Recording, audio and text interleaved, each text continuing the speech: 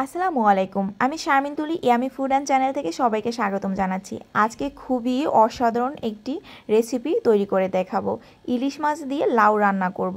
অনেকেই জানেন না ইলিশ মাছ দিয়ে লাউ রান্না করা যায়, তাদের জন্য এই রেসিপিটি। প্রথমেই আমি একটি লাউয়ের হাফ কেটে ধুয়ে নিয়েছি। একটি ইলিশ মাছ কেটে আমি ধুয়ে নিয়েছি। প্রথমে আমি সামান্য পরিমাণে পেঁয়াজ বাটা দিয়েছি,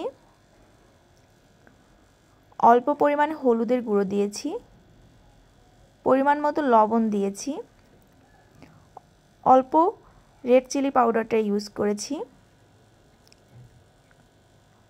হাফ চা চামচ আদা বাটা নিয়েছি। এবার আমি মাছগুলোকে ভালোভাবে মেখে নিব। মশলা মাখা মাছগুলো আমি 30 মিনিটের জন্য রেখে দেব।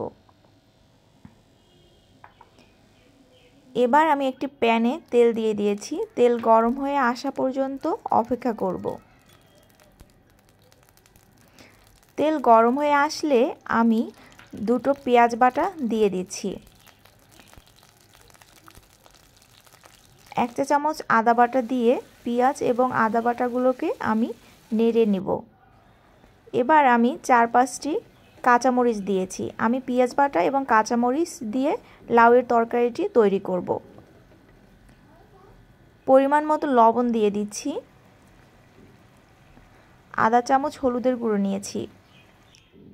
এবার মশলাটাকে আমি ভালোভাবে কষিয়ে নেব।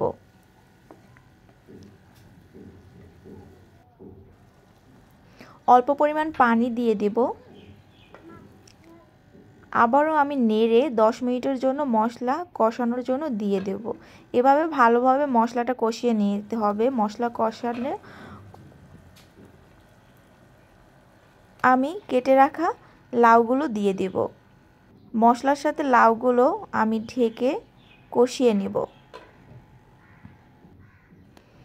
লাউটা 3-4 মিনিটের জন্য মশলার সাথে ভালোভাবে কষিয়ে নিতে হবে।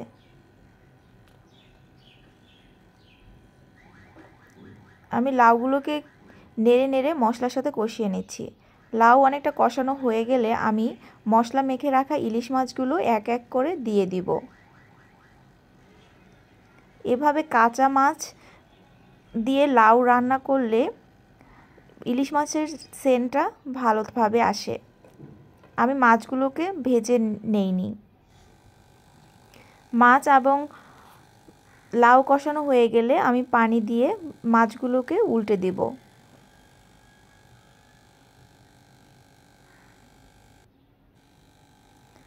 এবার আমি 15 মিনিটের জন্য ঢেকে ভালোভাবে তরকারিটি রান্না করে নেব। ইলিশ মাছের তরকারিটি হয়ে এসেছে। এবার আমি কেটে রাখা ধনিয়া পাতা দিয়ে দিব। ধনিয়া পাতা দেওয়ার পরে আমি 2 মিনিটের মতো জাল দিয়ে নেব। এভাবে আমার মতো ইলিশ মাছ দিয়ে লাউ রান্না করে দেখবেন। খুবই মজার হবে এই রেসিপিটি।